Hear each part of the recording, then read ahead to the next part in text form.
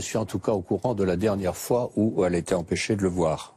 Laura avait envoyé un texto à son père en lui disant que voulait venir le voir. Et c'est là, il aurait répondu non, pas demain, la semaine prochaine. Très bien. Et en effet, ils sont venus quand même le samedi après-midi, et Johnny et tout, il a appelé l'infirmière, il a dit je ne veux voir personne. En l'occurrence, c'est pas Laetitia. Et on lui met tout sur le dos. À 87 ans, Jean-Claude Camus vient de franchir une ligne qu'il n'avait jamais osé traverser. L'homme qui a produit les plus grandes tournées de Johnny Hallyday pendant 35 ans, celui qui a partagé l'intimité du rocker dans ses moments de gloire comme dans ses heures les plus sombres, a décidé de parler. Et ce qu'il révèle sur Laetitia Hallyday fait trembler les fondations d'une histoire familiale déjà explosée. Pendant des années, il est resté en retrait, discret, fidèle, mais aujourd'hui, le silence n'est plus une option. Dans plusieurs interviews qui ont secoué la France entière, Jean-Claude Camus a brisé l'omerta. Son soutien indéfectible à Laetitia, ses accusations contre ceux qui l'attaquent, ses révélations sur les derniers jours de Johnny, tout y passe. Et ce que vous allez découvrir pourrait bien changer votre perception de toute cette affaire. Décembre 2017. Johnny Hallyday s'éteint dans sa maison de Marne-la-Coquette. La France pleure son idole, les fans descendent dans les rues, la nation entière est en deuil. Mais dans l'ombre, une guerre se prépare. Une guerre qui va déchirer la famille Hallyday pendant des années. Jean-Claude Camus, lui, est là. Il fait partie des dernières personnes à avoir vu Johnny vivant. Le samedi précédant la mort du rocker, le producteur dîne avec Laetitia et la famille. Puis Laetitia lui propose d'aller dire au revoir à Johnny. La dernière rencontre entre les deux hommes est d'une banalité déchirante. Johnny regarde son vieil ami et lui dit simplement « T'as une tache » sur son pull. Pendant le dîner, Jean-Claude avait fait une petite tache. C'est ça, la dernière parole que le taulier lui adresse. Pas un adieu poignant, pas de grande déclaration. Juste une remarque sur une tache de sauce. L'absurdité tragique de la vie. Quelques semaines plus tard, le testament explose comme une grenade. Johnny a tout légué à Laetitia et à leurs 2 filles. David et Laura n'ont rien. La France entière est sous le choc. Comment l'homme qui chantait l'amour familial a-t-il pu exclure ses propres enfants ? Les médias s'emballent, les clans se forment, la guerre commence. Et Jean-Claude Camus fait un choix. Un choix qui va le mettre en porte-à-faux avec Laura Smet et une partie du public. Il choisit de défendre Laetitia, sans retenue, sans calcul, sans hésitation. Pour lui, c'est une évidence. Il a vu de ses propres yeux comment elle s'est occupée de Johnny pendant la maladie. Le bureau du rocker transformé en chambre d'hôpital. Laetitia dormant par terre sur un matelas à côté de lui pour qu'il ne manque de rien. Les nuits blanches, l'épuisement, le dévouement total. Jean-Claude était là, il a tout vu. Alors quand on accuse Laetitia de tous les maux, quand on la présente comme une manipulatrice qui aurait volé l'héritage, il ne peut pas se taire. Mais au-delà du dévouement pendant la maladie, il y a quelque chose que Jean-Claude sait et que beaucoup ignorent. Quelque chose qui change complètement la donne. Laetitia n'a pas seulement hérité des biens de Johnny, elle a aussi hérité de ses dettes. Et pas n'importe quelle dette. Une ardoise fiscale colossale d'environ 30 millions d'euros. 30 millions que le fisc français réclame avec acharnement. Jean-Claude Camus le dit sans détour dans plusieurs interviews, c'est elle qui a hérité des dettes du fisc. Cette révélation change tout. On parle d'un héritage de 100 millions d'euros, de propriétés luxueuses, de royalties faramineux. Mais personne ne parle de cette épée de Damoclès qui pèse sur Laetitia. Jean-Claude va même plus loin. Il estime que l'héritage a été largement surévalué. On parlait de 100 millions d'euros, il est sceptique. Selon lui, les maisons additionnées font peut-être 25 millions, au mieux. Les droits d'auteur, Johnny n'était pas l'auteur de ses chansons, ce n'était que des royalties, beaucoup moins lucratifs. Le producteur balance un chiffre qui fait froid dans le dos. Johnny vivait toujours dans les avances. Autrement dit, le rocker dépensait plus qu'il ne gagnait. Les avances des maisons de disques, ça se récupère. On affabule sur l'héritage, assure Jean-Claude. La réalité est beaucoup moins glorieuse. Mais ce n'est pas tout. Jean-Claude Camus révèle aussi un détail crucial, un détail qui aurait pu changer toute l'histoire si on l'avait su plus tôt. Il raconte qu'un jour, bien avant que Johnny ne disparaisse, il lui a posé une question. Tu ne crois pas que ce serait bien de faire une fondation pour gérer ton héritage si un jour il t'arrive quelque chose ? La réponse de Johnny a été sans appel. Je ne veux pas de fondation, ce sera Laetitia. Voilà, c'est dit, c'est clair. Johnny savait ce qu'il faisait, il avait choisi. Pour Jean-Claude, cela prouve que le testament n'est pas le fruit d'une manipulation. C'est la volonté du rocker exprimée de son vivant en toute conscience. Mais cette révélation ne passe pas, surtout pas auprès de Laura Smet. Décembre 2023. 6 ans après la mort de Johnny, Jean-Claude Camus est invité dans l'émission Chez Jordan sur C8. Il évoque les tensions familiales, exprime ses regrets sur la rupture entre les enfants aînés et Laetitia. Il en profite pour défendre encore une fois la veuve du rocker. Quelques heures plus tard, Laura Smet publie un message glacial sur Instagram. il y a Albert Camus et puis il y a Jean-Claude Camus. Les deux ont écrit La Peste, l'un avec plus de génie que l'autre. Il y avait une dette vis-à-vis de mon père, celle du silence et du respect, surtout aujourd'hui. Mon héritage, c'est la mémoire. Stop au mensonge. La gifle est monumentale. Laura accuse Jean-Claude de mentir. Elle le compare sarcastiquement à Albert Camus, suggérant que lui aussi a écrit une peste, mais sans aucun génie. Le message est clair. Tais-toi. Mais Jean-Claude Camus ne se tait pas. Il continue à parler, à défendre sa vérité, celle qu'il a vécue de l'intérieur. Une des accusations les plus graves portées contre Laetitia concerne les derniers jours de Johnny.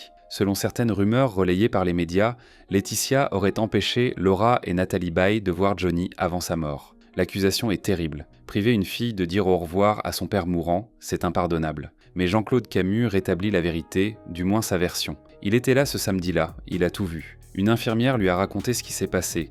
Johnny avait reçu un message quelques jours plus tôt demandant s'il voulait voir Laura et Nathalie. Sa réponse : non, pas samedi, la semaine prochaine. C'est Johnny qui a dit non, pas Laetitia. Le caractère de Johnny, quand il avait décidé que c'était la semaine prochaine, ce n'était pas aujourd'hui. Voilà ce que Jean-Claude martèle dans toutes ses interventions. Ce n'est pas Laetitia qui a fermé la porte. C'est Johnny lui-même qui a choisi de ne pas les voir ce jour-là. Il ne savait pas qu'il allait mourir 3 jours plus tard. Il pensait avoir le temps. Mais le temps lui a manqué. Cette version des faits, Laura ne l'accepte pas. Pour elle, c'est encore un mensonge de plus, une tentative de blanchir Laetitia. Le fossé entre Jean-Claude et Laura semble infranchissable. Mais pourquoi Jean-Claude Camus défend-il Laetitia avec autant d'acharnement ? Pour comprendre, il faut revenir en arrière. Revenir à 2010, l'année où tout a basculé entre Jean-Claude et Johnny. Après 35 ans de collaboration, après des centaines de concerts organisés ensemble, après avoir partagé les plus grands moments de la carrière du rocker, c'est la rupture, brutale. Le 1er septembre 2010, Johnny appelle Jean-Claude pour lui annoncer que c'est fini. La conversation dure plus d'1 heure,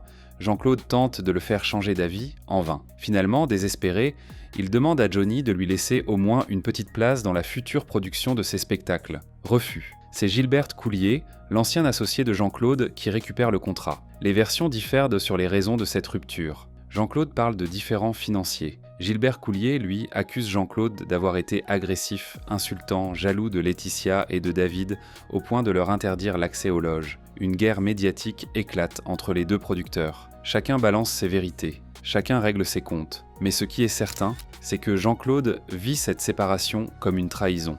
Pendant 5 ans, il n'a plus de nouvelles de Johnny. 5 ans d'absence, 5 ans de silence, 5 ans de blessures. Et puis, en 2015, le téléphone sonne. C'est Laetitia. Elle passe immédiatement Johnny à Jean-Claude. Le rocker l'invite à son concert. C'est elle qui a organisé cette réconciliation. C'est elle qui a convaincu Johnny de rappeler son vieux complice. Quand Jean-Claude se rend dans la loge après le concert, les retrouvailles sont bouleversantes. C'était Love, raconte-t-il. 2 copains qui se retrouvaient. Je ne vous cache pas que j'étais en larmes. C'était comme si on s'était quitté la veille. Laetitia a rendu Jean-Claude à Johnny. Elle a permis aux 2 amis de partager encore quelques mois ensemble avant la fin. Pour Jean-Claude, cette dette est immense. Il ne l'oubliera jamais. Voilà pourquoi il la défend aujourd'hui. Voilà pourquoi il ne peut pas rester silencieux quand on l'attaque. Parce qu'il lui doit ses derniers moments avec Johnny. Ces moments qu'il n'aurait jamais eus sans elle. Le 29 octobre 2017, quelques semaines avant la mort de Johnny, Laetitia organise un anniversaire surprise pour Jean-Claude dans la maison de Marnay-la-Coquette. 99 bougies sur un gâteau.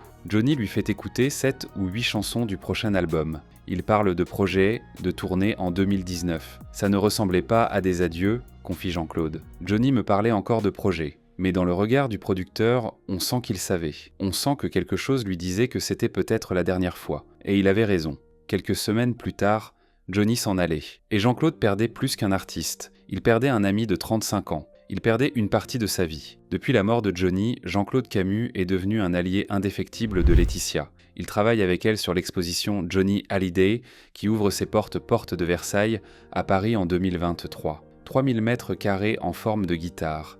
Des images de concerts en 360 degrés, des reconstitutions de son bureau et de sa chambre d'adolescent. Jean-Claude raconte « C'est Laetitia qui en a eu l'idée pour continuer la mémoire de Johnny. Je suis le plus vieux dans l'histoire, donc j'ai travaillé avec elle sur l'exposition. J'ai surtout travaillé sur les chapitres. Pour lui, cette expo permet au public de rentrer dans l'intimité de Johnny, de découvrir l'homme derrière la légende. Mais cette collaboration renforce encore davantage l'image de Jean-Claude comme membre du clan Laetitia. Ceux qui soutiennent David et Laura voient en lui un traître. Quelqu'un qui a choisi son camp au détriment des enfants du rocker. Dans plusieurs interviews récentes, Jean-Claude Camus se montre cash sur la situation financière de Laetitia. Il balance des chiffres, des détails que beaucoup ignorent. Elle a vendu la grande maison de Los Angeles. Elle a vraiment des gros problèmes, mais elle se bat, elle le fait avec courage d'ailleurs. Le producteur explique que les soucis viennent du fait que Johnny n'était presque jamais l'auteur de ses propres musiques. Ce n'était que des royalties. Il a bien vécu et le fisc est rentré là-dedans. Et quand le fisc commence à s'intéresser à vous, c'est une catastrophe. Laetitia se bat donc sur deux fronts. D'un côté, les accusations de David et Laura qui ont entaché sa réputation. De l'autre, une dette fiscale colossale qui menace de tout engloutir. Et Jean-Claude veut que le public le sache. Il veut que les gens comprennent que Laetitia n'est pas cette héritière richissime qui se la coule douce à Saint-Barthélemy. Elle est une femme endettée qui lutte pour préserver l'héritage de son mari tout en élevant ses deux filles. Mais Jean-Claude va encore plus loin. Dans une interview qui a fait beaucoup de bruit, il évoque la vie sentimentale de Laetitia. Après sa rupture avec Jalil Lesper, le producteur confie « Je crois même qu'elle est célibataire. Je pense que ce sera très compliqué qu'elle refasse sa vie parce qu'en fait, ça fait un ménage à trois. Elle parle toujours de Johnny, toujours. Donc c'est difficile pour l'autre. » Ces mots, bien que bienveillants, révèlent quelque chose de profond. Laetitia ne s'est jamais vraiment remise de la perte de Johnny. Elle vit encore avec lui, mentalement, émotionnellement. Chaque décision, chaque projet, chaque pensée est liée au rocker. Comment construire une nouvelle vie amoureuse quand le fantôme de l'ancien mari est omniprésent? Jean-Claude comprend cette difficulté. Il la voit, il la ressent, et il compatit. À 87 ans, Jean-Claude Camus n'a plus peur des conséquences. Il dit ce qu'il pense, sans filtre, sans calcul. Il sait que ses déclarations vont provoquer des réactions violentes. Il sait que Laura et David ne lui pardonneront pas. Mais il s'en fiche. Pour lui, la vérité doit être dite. Sa vérité, celle qu'il a vécue aux côtés de Johnny et Laetitia pendant toutes ces années. Quand il regarde en arrière, il ne voit pas une veuve manipulatrice qui aurait dépouillé les enfants du rocker. Il voit une femme qui a aimé Johnny jusqu'au bout, qui s'est occupée de lui avec un dévouement total, qui a hérité non seulement de ses biens mais aussi de ses problèmes. Les histoires d'héritage, pour Jean-Claude, c'est totalement aberrant. Quand il y a eu des dettes, tout le monde s'est sauvé en courant, et Laetitia a fait beaucoup pour recomposer la famille. Cette phrase résume sa pensée. Laetitia n'est pas l'ennemi, elle est celle qui est restée quand tout s'effondrait. Mais cette vision des choses, tout le monde ne la partage pas, loin de là.